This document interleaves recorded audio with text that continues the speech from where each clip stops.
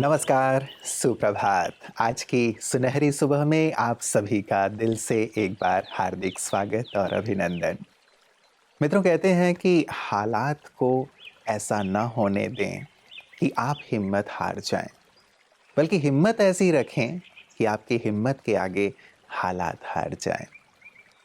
कभी भी जीवन में ऐसा नहीं होता कि हमारे अनुसार ही जीवन चले। सफलता, असफलता, अनुकूल परिस्थितियाँ, प्रतिकूल परिस्थितियाँ, बातें, ये सारी चीज़ें जीवन में आती ही रहती हैं। लेकिन ये बातें हमारी स्थिति को, हमारी खुशी को, हमारे आनंद को छीन कर ना चली जाएँ, हमें निराश और हताश ना कर दें। इस बात का हमेशा ध्यान रखें मित्रों कि हालात हमेशा एक जैसे नहीं रहते, बल्कि बदलते रहते हैं। वो कहते हैं ना कि थोड़ा धीरज रखें, ये दिन भी बीत जाएंगे। इसी पर आधारित है आज का सुंदर सुवाक्य। आइए सुनते हैं।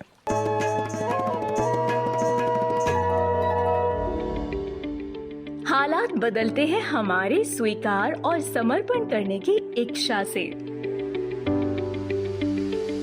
पृथ्वी और चंद्रमा भी एक दूसरे को सहजता से अपना कर्म संपन्न करने की अनुमोदन देती है। प्रकृति भिन्न भिन्न घटनाओं का समारोह है, जहाँ हर एक घटना किसी कारणवश होती है। इसी प्रकार विविधता जिंदगी का स्वाद है, जो उदासी और अरुचि को दूर रखती है। पृथ्वी अगर घूमना बंद कर दे तो मौसम की नवीनता भी महसूस नहीं होगी। ये याद रखना जरूरी है कि कोई भी नई सोच जब समाज में अपना कदम डालती है तो पहले उसे अस्वीकार, फिर जिल्लत और फिर स्वीकृति का पद मिलता है। जब हम हमारे रिश्ते नातों में किसी नई घटना का आविर्भाव देखते हैं तो उसके पीछे उसका कारण अवश्य तलाशें। उसका सम्मान करते हुए उस परिवर्तन की नवीनता का आनंद लें, तभी हालात सुधरेंगे। याद रखिए, एक्सेप्ट मतलब एक्ट एंड रिस्पेक्ट।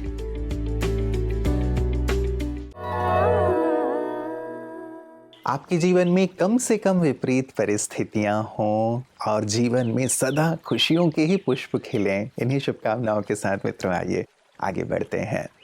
कहा जाता है कि अच्छा स्वास्थ्य और अच्छे विचार ये जीवन के लिए वरदान है, और यही कारण है कि प्रतिदिन प्रातः सबरंग में हम इन्हीं से शुरुआत करते हैं कि सुंदर विचार हमारे मन में आए और तन भी हमारा स्वस्थ रहे।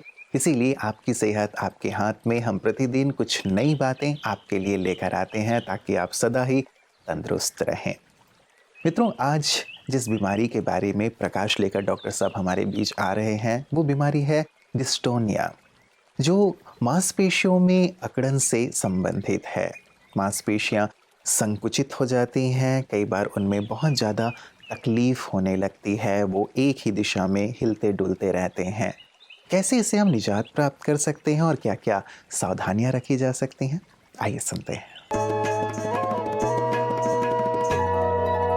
ओम शांति फ्रेंड्स। दोस्तों, डिस्टोनिया नाम की अपने बीमारी कई बार लोगों को देखा होगा। ये क्या होता है, एक तरह का muscular dystonia, muscular involuntary movements होती हैं। कई बार फेस पर होती हैं, कई बार आंखों में होती हैं। जैसे अचानक आंख झपक जाती है, मसल्स, चेहरे की मसल्स अचानक अपने आप कांटेक्ट करने लगती हैं। गर्दन की जो राइट साइड या लेफ्ट साइड की गर्दन की मसल्स होती है ना, उसमें इनवॉलेंट्री मूवमेंट्स होने लगते हैं। जैसे बैक में नेक मुड़ जाती है, आगे मुड़ जाती है, या ऐसे हो जाती है। या फिर कई बार आपके आर्म में, हाथ में ना, या फोर आर्म में, या हैंड की मूवमेंट्स इस तरह की होने लगती है। अचानक हाथ अकड़ जाएगा, या आपको मूवमेंट लिखते टाइम ऐसा हो जाएगा कि हाथ की मूवमेंट ही नहीं होगी, या अपने आप इनवॉलेंट्री मूवमेंट्स होने लगती हैं।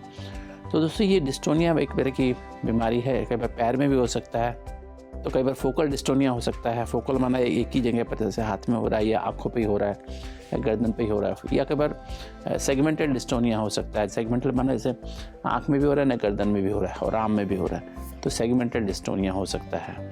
तो दोस्तों, ये जो बीमारी है एक तरह का, इसका यूजुअली कारण कि अगर ब्रेन में कोई इंजरीज हो जाएं, कई बार जैसे पार्किंसन डिजीज़ है, हंटिंगटन स्कोरिया है, उसके as a part of that disorder ये बीमारी पाई जा सकती है। और कई बार ऑक्सीजन डिप्रेवेशन, स्पेशली जैसे अगर कार्बन मोनोऑक्साइड पॉइजनिंग हो जाए या कोई एनवायरनमेंट में ऐसा कोई पॉइजन हो उसकी वजह से असर हो जाए। कुछ ऐसे मेडिकल पॉइजन्स भी होते हैं जो बॉडी में जाने से उसके ब्रेन की कुछ उस लोकल सेल्स पर फ़र्क पड़ सकता है, लोकल ब्रेन के सेल्स पर फ़र्क पड़ के वहाँ का जो नर्व्स होती हैं वो उसका कंडक्शन डिफेक्ट हो जाता है, जिसकी वजह से डिस्टोनिया हो जाता है।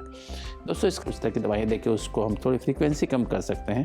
तो दोस्तों जब भी आपको ऐसा लगे कुछ ऐसी बात है तो डॉक्टर को कंसल्ट करें, अर्ली स्टेज में कंसल्ट करें, तो इसको हम इसके जो कारण हैं, प्रेसिपिटेटिंग फैक्टर्स हैं, उनसे बचने की कोशिश करें।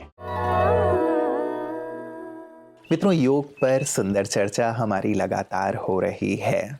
इसे दूसरे शब्दों में हम मेडिटेशन भी कहते हैं। मेडिटेशन और मेडिसिन लैटिन भाषा के मेडेरी वर्ड से आए हैं, जिसका अर्थ होता है टू हील। जिस प्रकार मेडिसिन हमारे शरीर को हील करता है, बीमारियों को दूर करता है, वैसे ही मेडिटेशन हमारी आत्मा, हमारे मन की बीमारियों को, तकलीफ़ों को दूर करता है। इसीलिए तो इसकी आजकल नितांत आवश्यकता है, क्योंकि मन की बीमारियां तो निरंतर बढ़ती ही चली जा रही हैं। और यही कारण है कि हमारा प्रयास है कि हम योग की ओर पूरे संसार को लेकर चलें। आइए देखते हैं कि योग एक जीवन दर्शन में आज सूर्य भाई जी हमें क्या प्रकाश दे रहे हैं।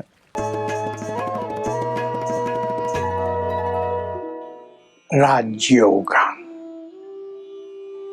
नाम तो फिजिकल योगा का भी योगा ही है, लेकिन वो शारीरिक स्वास्थ्य के लिए है। नो डाउट उससे बहुत अच्छे कार्य हो रहे हैं। मनुष्य की हेल्थ सुधर रही है, बीमारियां कट रही हैं, कई शरीर में बातें ठीक हो रही हैं, ज्वाइंट पेन जा रहे हैं।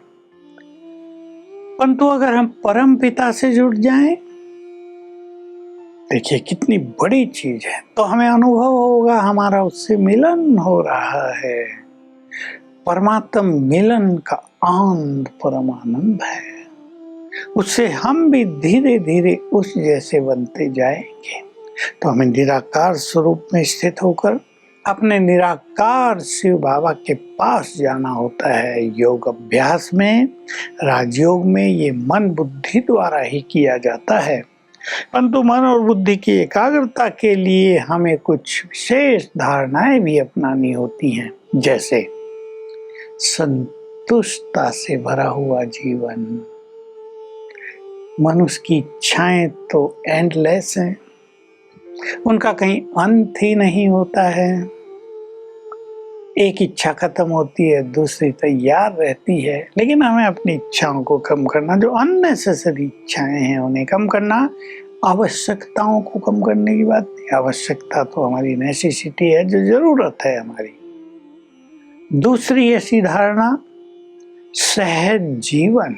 आज जीवन में बहुत भागदौड़ हो गई है, टेंशन के कारण, स्ट्रेस के कारण, समस्याओं के कारण। लेकिन राजयोग हमें ये सिखाता है, ईश्वरीय ज्ञान हमें ट्रेनिंग देता है कि हम कैसे सहज जीवन जीने लगें। तो चलें आज इस गुड फीलिंग में।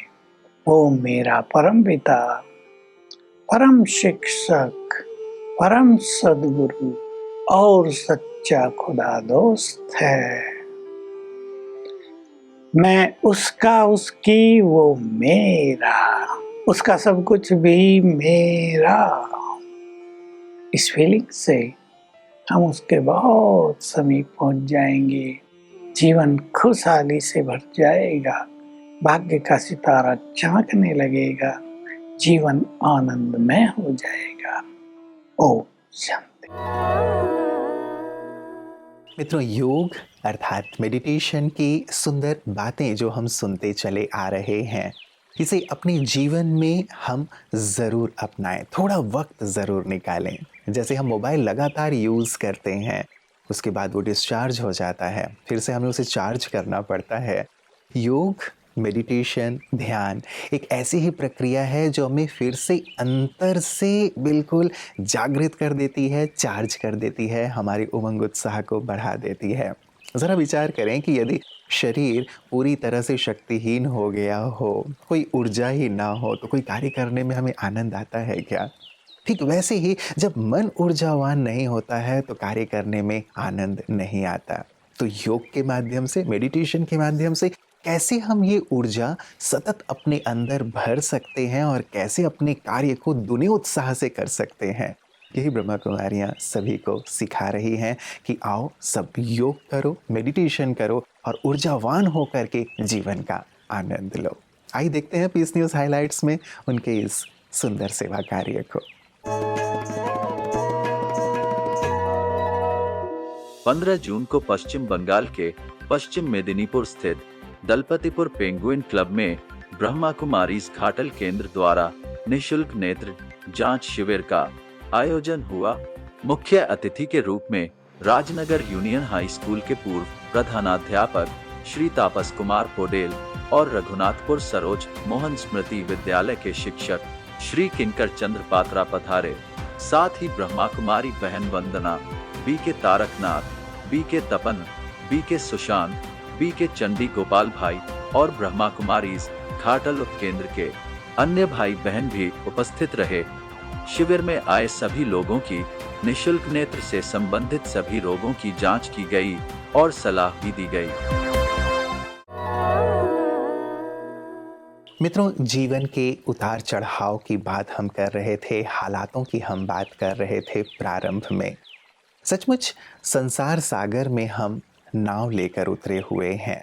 जीवन में हमेशा ही छोटी बड़ी बातें होती ही रहती हैं, लेकिन मन यदि ईश्वर के साथ जुड़ा हुआ है और यदि उनके साथ की अनुभूति लेकर के हम चलते हैं कि जीवन तुमने दिया है, संभालोगे तुम और ईश्वर साथ है, तो सचमुच ये संभालने वाली प्रतीति हमें बहुत सहज अनुभूति में आती चली जाती है। तो क्यों ना हम थोड़ा पल योग के माध्यम से उनके साथ की अनुभूति ज़रूर करें। जब भी सुबह उठते हैं थोड़ी देर योग, रात को सोने से पहले थोड़ी देर योग, अपने मन के सारे बोझ उन्हें दे करके आप बहुत हल्केपन की अनुभूति करते हुए जीवन का आनंद लेते चलें। तो जीवन आपका खुशियों और आनंद से भरा हुआ हो। ईश्वर पिता हमेशा आपके साथ रहें और आपकी परिस्थितियाँ बिल्कुल हल्की फुल्की फूल की तरह हो जाएं। इन्हीं शुभकामनाओं के साथ नमस्कार। ओम शांति।